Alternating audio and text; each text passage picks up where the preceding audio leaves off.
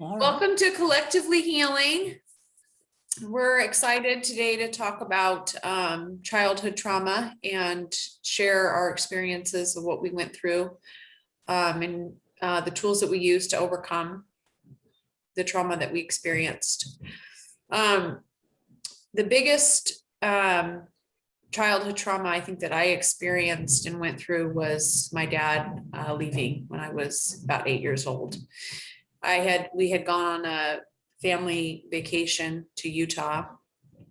And when we got back from Utah, he had moved all of his stuff out, and my family decided not to tell me what was going on.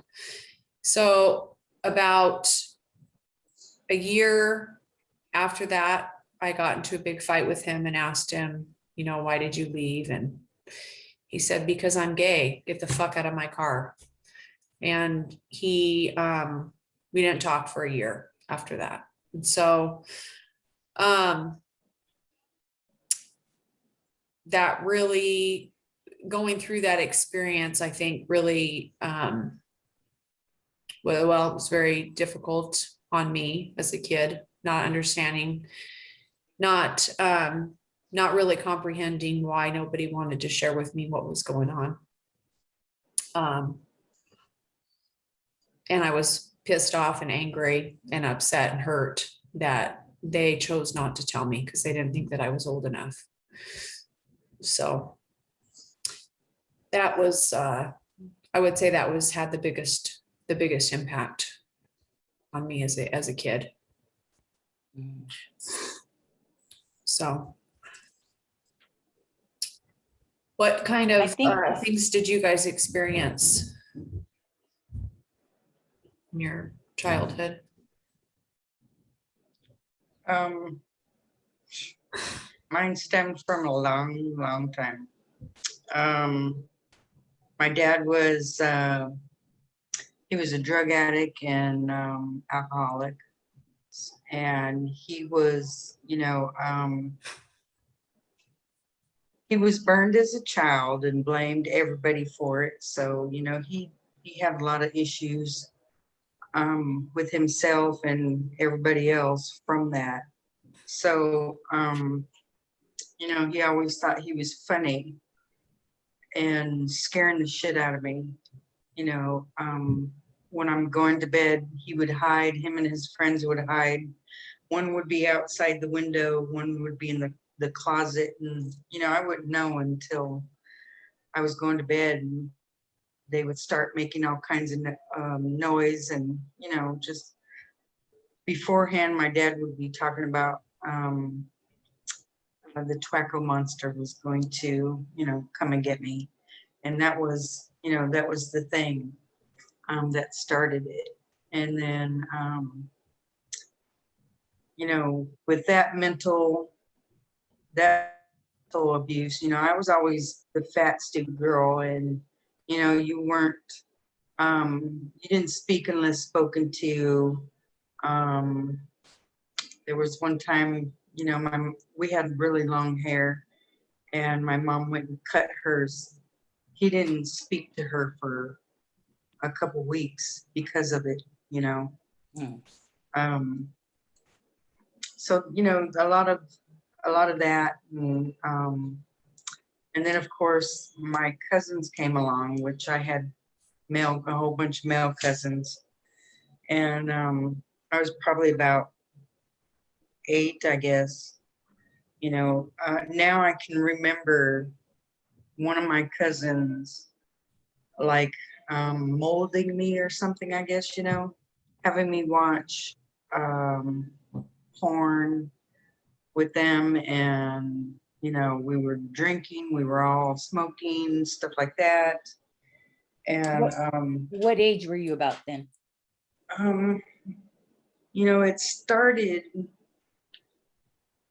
It started around 8, I guess. I really don't. I don't remember a lot. I just remember. I remember all of the things that were done to me, by them, by uncles, by my father, you know, and wishing, wishing that my mom would just look at me and that something was going on. And I told her that too later on, she's like, how come you never said anything? How can you say anything when you're being threatened? Right. You don't have the vocabulary. Right. You don't. Right. You're terrified. I'm terrified of my father at the time because of, all the crap that he was putting us through. And so it was a very hard time.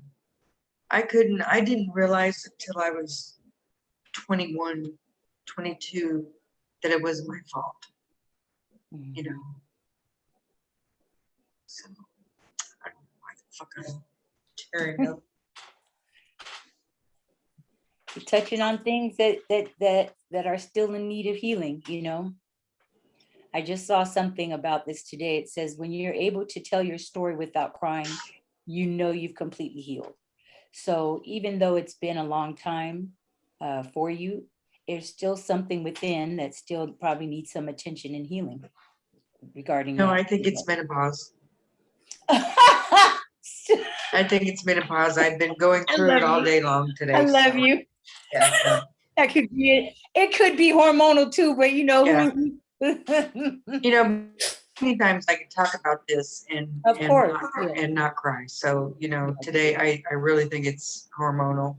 So, Yeah, but I got it was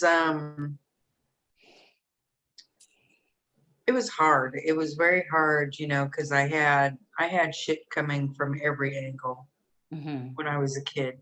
If it wasn't one person messing with me, it was another, so I didn't I acted out, always, trying stuff and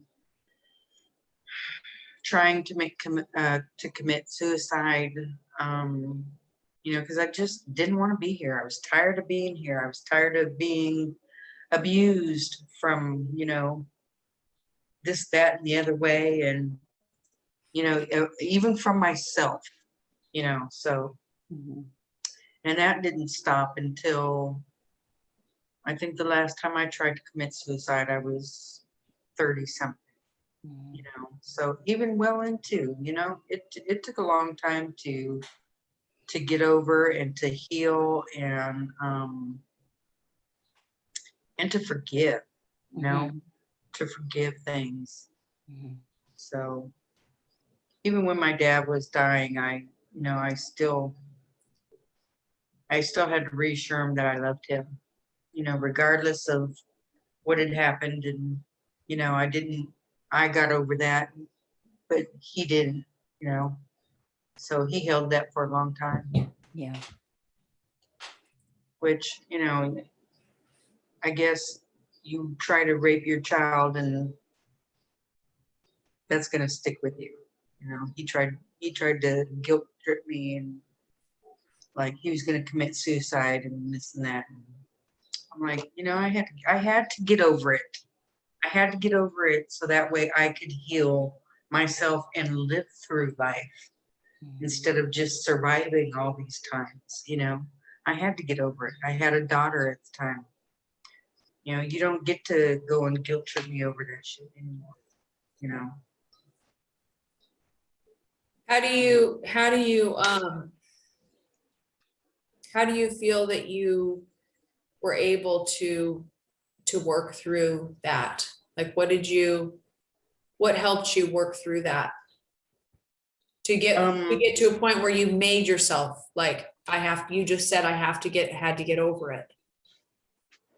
Yeah, I had to. I started having kids and, I had to let go of things in order to be strong for them and, keep going and fighting. So, and spirituality,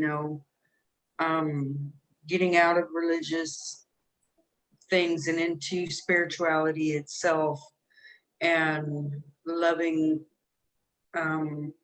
starting to love myself, you know, that's what really pulled me out, wanting to let go of things and be free of all of the chaos that goes on in your head, you know, and finally learning how to quiet my mind and not think about and keep ripping off those scabs of, you know, what happened. Learning to quiet my mind and learning to just let go and be in this moment only. That's, you know, that's what helped me, you know, being able to find Muji, and being taught how to silence your mind, and when thoughts come in, divert them, get up and go do something positive rather than to allow it to sit and fester, you know. So that was that's how I got through that. Well, I appreciate you sharing with Yeah, us. no problem. Jennifer, what about yourself? Well, as I was preparing for this, I was thinking back about the different things that happened in my childhood. And I really think abandonment, sexual sacredness and safety, and betrayal were the three that affected me the most as a child. And I know it might sound funny to people, but as being an adoptee, I was always told I was adopted. I was raised in a very loving and attentive family, but there was always still this differentness about me. And I was a different color than my parents. I'm a mixed child. My parents are both, darker skinned Black African Americans. And so there was always a differentness. And I always kind of felt like I needed to fit in to everything, and had to, you know, people please and always have friends, always have people around me, always be the center of attention. I was talking to my mom the other day about my behavior as a youth, and I didn't think so, but I was a very needy child, and I didn't realize that until you know, as an adult, having conversations about how I was as a youth. But I think a lot of that stems from this sense of being different and not belonging. And although my parents didn't make me feel that way, it came from other places, you know, people saying, "Oh, you're adopted, I'm sorry," like as if that was some sad negative thing. So, you know, I internalized that a lot. The sexual sacredness and safety, I was molested when I was 8 by a babysitter. He was the son of my mother's good friend, work friend, and he babysat me and my brother. And I didn't realize there was penetration until I was 30. I was married at the time and going through issues, and I had a what's the word? Where a repression open up. Like the first day we were going to go to marriage counseling, that morning I woke up screaming as if I was being physically raped. And I felt it. I knew exactly when that happened. It was when I was 8. I knew I had been touched, and always thought it was partially my fault because maybe I had some type of physical reaction or quote unquote enjoyment. But I didn't understand that. But then he took me into a small closet, and all I could remember was that door closing. And then for 22 years, it was black. I never thought about it again. I didn't even realize it was there until it came out that day. And so I see how that manifested throughout my life as far as with relationships and promiscuity, commitment phobia, commitment issues, not trusting. And I think the promiscuity part was a lot because I didn't understand the sacredness of the act of sex. I thought that was a way to quote unquote give yourself, or show that you love someone or care for them. And then the betrayal came. My father, when I was about 12 or 13, he had an affair, and it wouldn't have been so bad except there was actually 2 children from the same woman, and all kinds of craziness from this woman inflicted on our family. I mean, traumatic stuff, breaking car windows, following us to school, following us, my mother, to work, following us to church, following us to family members' houses, breaking windows in cars, breaking windows in our house, running her car into my father's car, going on his job and having all this chaos, just complete chaos around our house. And both my parents, God bless them, thought it was best to stay together. And we went through the legal options, but because he had children by this woman, he wanted to be involved in their lives. Now, mind you, he took great care of us financially and great care of this family financially. But all of the other insanity that went on completely traumatized me and my brother, as far as relationships go and our family dynamic. And, our father, the protector, is now a liar and a cheater. And how can you trust men if, if this is how it goes? And my mother, because it came about at a time of, I guess you'd say, puberty, where I'm coming into my womanhood. I see my mother kind of, to me at the time, it looked like just taking it and dealing and accepting it. And, so I had a lot of confusion coming up as far as relationships go, as far as my sexual sacredness and my sexual identity and how to protect that, and feeling like I always had to people please. So those were the things that came up for me regarding childhood trauma. And this was all before, like I said, the age of puberty. All of these things impacted, the process. So it was many years.